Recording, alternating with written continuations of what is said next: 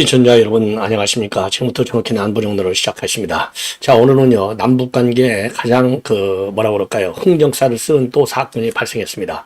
여러분들 잘 아시다시피 경의선 이 도로 육로, 그러니까 이제 도로하고 철도, 이거 완전히 폭파를 지금 북한이 계속 하고 있습니다.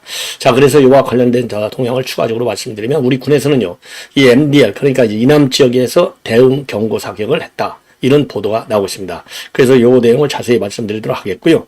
그 다음에는 신진우 부장판사가 지난번에 이제 일격을 날렸잖아요.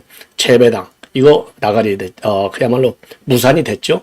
그때 변호사들이 여러 명이 동원이 됐는데, 그 중에요 이재명 쪽에서요 전관 변호사를 투입했다고 합니다. 엄청난 돈을 투입했다고 하는데, 요 돈 어디서 나왔는지 요것도 추려야 될 것이 아닌가.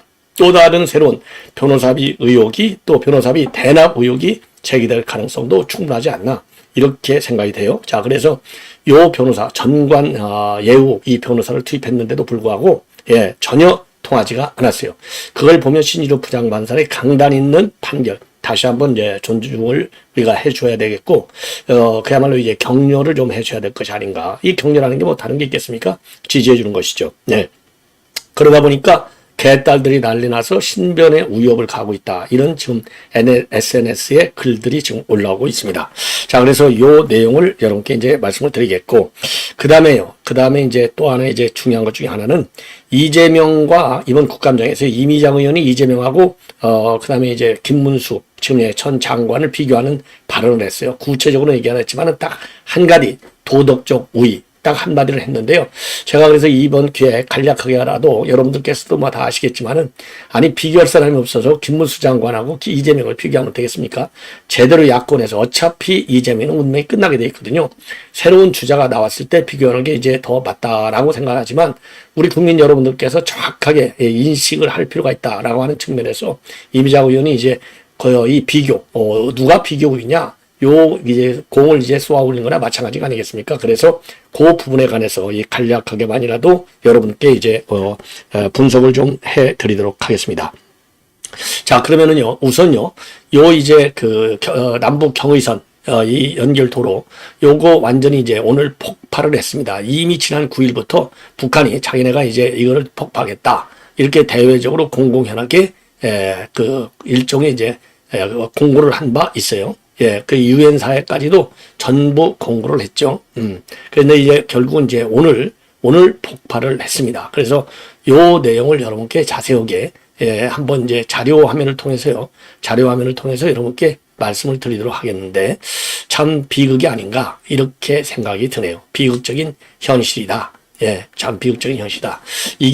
이걸 보면은요, 자, 여러분들 잘 아시다시피 지금 북한의 남북 교류, 그리고 이제 남북 간의 이제 화해, 이런 걸 위해서 지금 이제 해놓은 시설들이요 전부 3대 세습체제로 넘어가면서 전부 김정은이가 몰수해버렸어요. 야, 이런 인간을 이제 빨리, 그러니까요, 이 인간은요 국제 형사재판소에 빨리 이거 세워야 돼요. 다른 대책이 참 없다. 자, 그래서 이와 관련해서 이제 이 북한에서도 이 총참모부가 이제 이 조선중앙통신을 통해서 이미 이제 MDL 일대의 방벽 건설하고 지뢰 배설하고 이러한 요새화 작업도 진행한다. 하지만은 또 하나는 일종의 이제 요새화 작업이 일환이 되겠죠. 도로 폭파. 요거를 이제 공개를 했지만은 오늘 실제로 폭파에 나섰고, 우리 군에서는요 북한군의 활동을 예의주시하면서 한미 공조하에 감시 경계태세를 강화한 가운데 만반의 대비태세를 유지하고 있다. 그리고요. 그리고 말이죠. 지금 이제 오늘 그러니까 이제 12시부터 MDL 일부 구간을 폭파했고, 우리 군은요 감시 경계태세를 강화 중에 있고 MDL 이남 지역에 대응 사격을 실시했다. 그리고 북한은 중장비를 투입해서 추가 작업을 진행 중이고 현재까지 우리 군의 피해는 없다, 이렇게 밝히고 있습니다.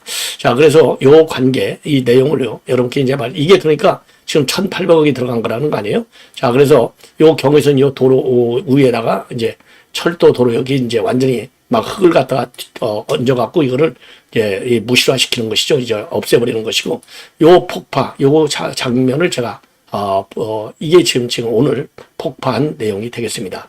자, 이게 참 참 민족의 비극이 아닌가. 어쩌다가 이제 이 북한에 이 김일성, 김정일, 김정은이 3대 세습체제가 정권이 들어서 이 세상에서 가장 잔인한 정권이라고 볼 수밖에 없는 참 막무가내. 자, 이게, 예.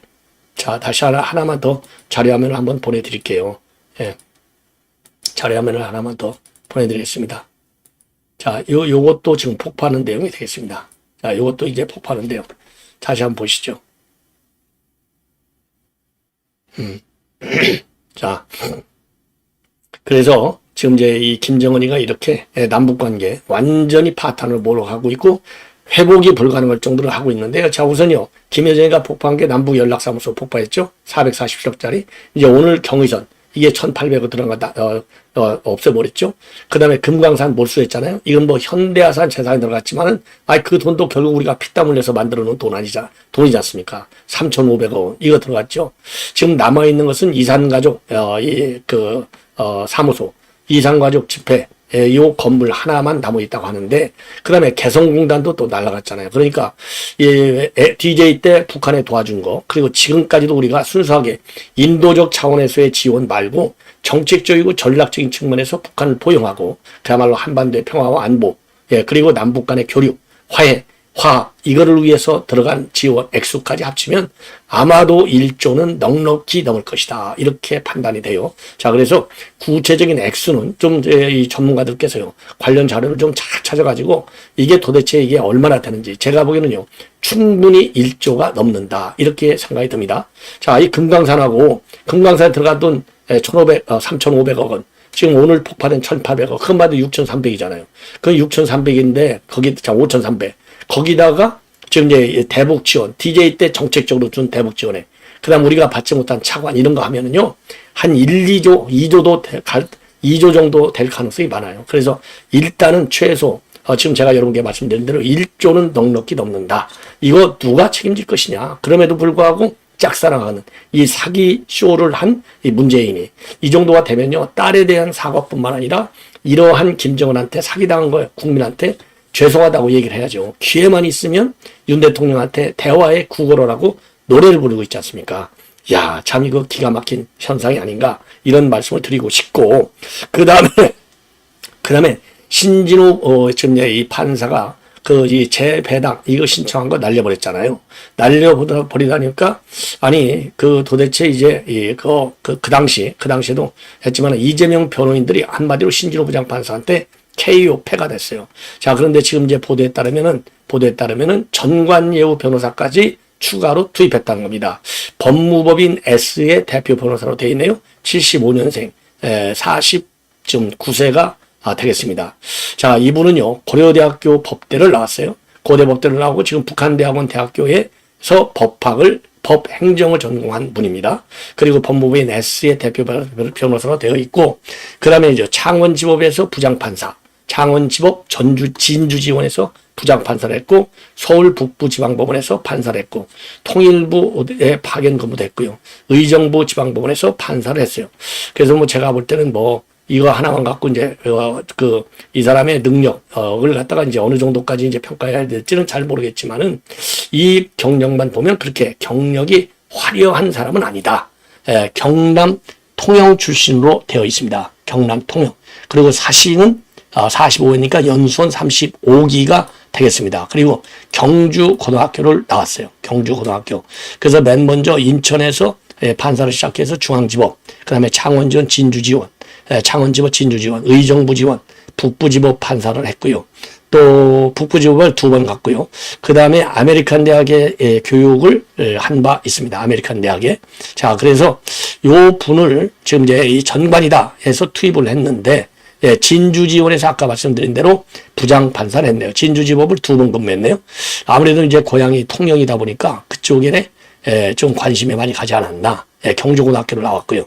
자, 이런 분인데, 요 분을 전관이다 해서 나중에 추가적으로 투입했답니다. 어마어마한 변호사비를 줬다라는 소문이 나들고 있어요. 그래서 이 변호사비를 과연 누가 대줬는지도 또 챙겨봐야 될 것이 아닌가, 이렇게 생각이 들고, 그야말로 한 방에 그날 날아갔죠. 한 방에. 그 당시 이제 그 당시 지금 이제 이재명 쪽에서 주장한 게 뭡니까? 한마디로 해서 예단을 갖고 판결한다. 왜? 이화영 재판 유죄 판결을 내렸으니까 그 예단을 갖고 판결하는 것이고, 예단을 갖고 판결하다 보니까 이미 이재명이를 대면 접촉한 거나 마찬가지가 아니냐.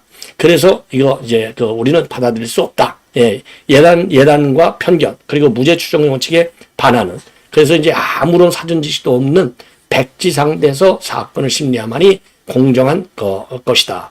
이렇게 얘기를 했고요. 자, 그러면서 이걸 이제 신진호 부장판사가 받아들이지 않으니까 이제 뭐라고까지 이제 압박을 가했냐면요. 특혜 요구하는 게 아니야. 혹시나 법원과 검사가 이재명 주의에 나섰다라고 하면서 사법부 신뢰를 저해시키는 음모론이 생길 수도 있어. 그리고 재판부 신상을 공격하고 그런 점들이 우려된다. 그러니 깊이 헤아려달라. 이렇게 주장을 한 바 있어요. 그런데 여기서요, 정말로 이 재판부 신상을 공격한다, 우려된다고 했는데요. 정말 개딸들이 신진호 부장판사에 대한 신변 위협을 노골적으로 SNS 인터넷 커뮤니티에서 하고 있는 징후가 포착이 됐습니다. 그러니까 신진호 부장판사가 뭐라고 했냐면요. 이재명 이 변호인의 정전 판단에 구속돼서 불분명한 판단할 우려가 있다고 주장할 수는 있겠다. 하지만 대법원 예규를 종합적으로 검토해 볼 때 이런 경우에 대해서는 명확한 법률 보료는 없지만 재배당 요청을 받아들일 경우에는 또 다른 위험이 생길 수 있다. 예, 위험이 생길 수 있다. 그러니까 지금 이제 이 관련 예규, 그리고 그 다음에 중요한 것은 법원에서 이제 판례가 굉장히 중요하잖아요. 판례. 그동안의 판례를 보면은 지금 이화영하고 이재명이는 어떤 관계죠? 공범 관계. 그러니까 이화영 재판했기 때문에 너무나 예단과 편견이 아니라 깊은 지식을 갖고 있을 수 있죠. 그리고 사실관계에 대한 정확한 인식을 가질 수 있지 않습니까? 그러니까 이 법원의 판단에 오류가 생길 가능성이 더 작아요. 이게 그동안의 판례에 나오고 있고요. 그다음에 관례적으로도 그렇게 되어 있다는 겁니다. 그래서 대법원 예규 같은 것을 종합적으로 검토해 볼 때, 문헌상으로는, 명확한 법률 문헌상으로는 이 재배당을 받아들여라, 아니면 받지 말아라, 이런 규정은 없지만은 이 재배당 요청을 받아들이면은 또 다른 위험이 생길 수 있다. 그러면서 이거를 기각 처리를 했습니다. 다만 재배당 요청에 대해서는 재판부도 무겁게 생각하고 있다. 이거를 강조하면서요. 이 재판은 재판부에서 형소법에 정해진 바에 따라서 실체적 진실을 밝히고 피고인 인권을 보호하는 행태에서 이 행태에서 재판을 진행하겠다. 이렇게 입장을 내놨습니다. 그러면서 재판 지연, 요거를 지적하고 다른 사건과 달리 시간을 많이 들일 수 없다. 이렇게 해서 신속한 재판하겠다는 의사를 분명히 밝혔어요. 그러다 보니까 지금 이재명이가 쩔쩔 매고 있다는 거 아니겠습니까? 이러한 가운데 개딸들 사이에서는요, 인터넷 커뮤니티에서 이 대놓고 신진호 판사를 위협하고 있어요. 더군다나 이재명 갤러리, 잼잼 봉사단, 이런 거 이제 이재명 이 갤러리에서 지금 난리가 났습니다. 양희삼이라는 인간은요, 역사는 과연 발전하고 있는가? 이런 걸 보면 아닌 것 같다. 우리에게 적용이 심각하다. 그러면서요, 요 그림을 올려놓고 이렇게 능지처참하겠다는 거죠. 쉽게 얘기해서. 그러면서 뭐라고 올렸느냐? 부패한 판사. 이거를 이제 신진호 부장판사. 그래서 탄핵 청원까지 올라가 있는 상황이지 않습니까? 산채로 가죽 벗기는 처형. 기원전 6세기 페르시아 황제 캄비세스 2세 시행. 가죽 벗기는 처형을 과거 기원전 6세기에 이미 페르시아에서 했다는 것이죠. 대한민국 모든 판사, 검사, 변호사에게 주고 싶은 그림이다. 이게 얼마나 살벌한 요구. 산채로 능지처참하겠다. 이런 거를 지금 하고 있는 인간이 바로 누구냐? 개딸들이라는 겁니다. 개딸들. 와, 참, 이거 말이죠. 이 판사 위협하는 거, 이 정도로 이제 위협하는 거, 요거 제대로 좀 걸러내야 될 것이 아닌가. 자, 그래서요, 요 개딸들이 지금, 청원, 그러니까 이제 탄핵하자. 여기 제목도요, 신진호 같은 놈은 탄핵이 아니라, 이렇게 탄핵이 아니라, 한마디로 얘기해서 이렇게 산채로 가죽을 벗기는 처형을 해야 된다. 이거 말로 옮기기도 겁나요. 이거 이해할 수 있습니까, 여러분들? 자, 그래서 탄핵에 동참해달라. 탄핵에 동참해달라. 요거를 선동하고 있는 요 개딸들의 행태가 되겠습니다. 그래서 이런 자에게 이재명 대표의 재판을 맡길 수는 없는 일입니다.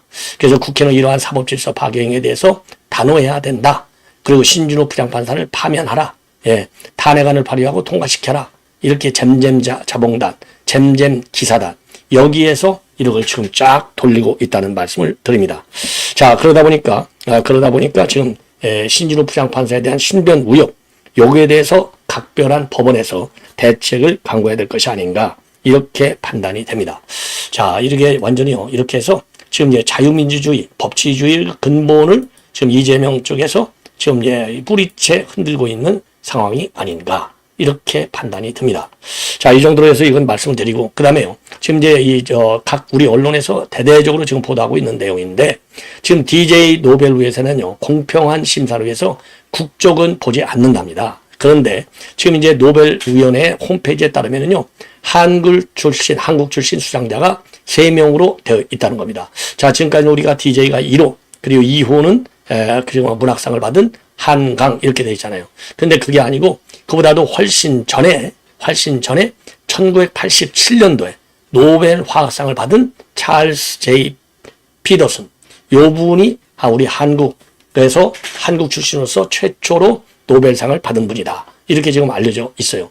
자, 이게 언제냐 그러면은요, 이제 언제 태어났냐, 왜 그러면 이분이 한국에서 한국 출신으로 되어 있느냐, 태어나기를요, 대한제국 시절인 1904년도 10월 부산에서 태어났습니다. 자, 노르웨이 출신의 선박 기술자였던 아버지 부친이 한국에서 일하던 중에 일본인 여성을 만나서 피더슨을 낳았다고 합니다. 그래서 이 피더슨은요, 박사는 8살 때까지 한국에 살다가 일본으로 건너갔고, 그리고 나서 미국 대학에 진학을 했는데 MIT에서 석사학위를 취득한 다음에요, 듀폰사, 아주 유명한 회사죠, 듀폰사의 잭슨 연구에서 일하던 중에 크라운 에테르라는 유기화학 물질을 발견한 공로로 노벨 화학상을 받았어요. 그래서 수상 당시에 피더슨의 국적은 미국이었지만요, 노벨위원회는 국적이 아닌 출생지를 기준으로 해서 한국 태생으로 분류하고 있는데, 왜냐하면요, 노벨이 국적은 고려하지 말고 상을 주라, 이런 유지를 남겼기 때문에 국적을 이 노벨 위원회 홈페이지는 올리지 않고 출생지하고 소속 기관, 수상 이유만을 명시하고 있다고 합니다. 그래서 실제 한국인, 국적까지 한국인인 사람은 이제 김대중 대통령이 되겠죠. 2000년도 당연히. 자, 그리고 이제 올해 24년 만에 이제 한강 작가가 이제 받은 거가 되는데, 나라를 한국 출신으로는 어쨌든지 간에 이제 피더슨, 요 분이 첫 번째 인물이다. 그래서요, 요 분의 지금 자료, 요거 지금 우리 언론에서 조금 나오고 있는데요, 요거를 한번 여러분께, 아이고 죄송합니다, 지금 이건 폭파하는 거고요. 요 자료를 한번 보여드리겠습니다. 아주 일본인 그 부인이라서 그런지요, 얼굴을 보면 우리가 한국 사람 같기도 하고 그래요. 예, 자 보여드릴게요. 자, 요분이에요, 요분. 네. 바이오그래피컬. 그래서 이게 노벨위원회에서 노벨 화학상을 받았을 때 1987년도 요때의 사진이 되겠습니다. 자, 이게 1904년도 10월 3일 날 우리 한국 부산 출생. 어쨌든 간에 국적은 미국 쪽으로 되어 있지만은 굉장히 참 자랑스러운 일이 아닌가. 예, 이렇게 생각이 드네요. 예. 자, 그럼 이렇게 해서 본 방송을 마치겠습니다. 대단히 고맙습니다.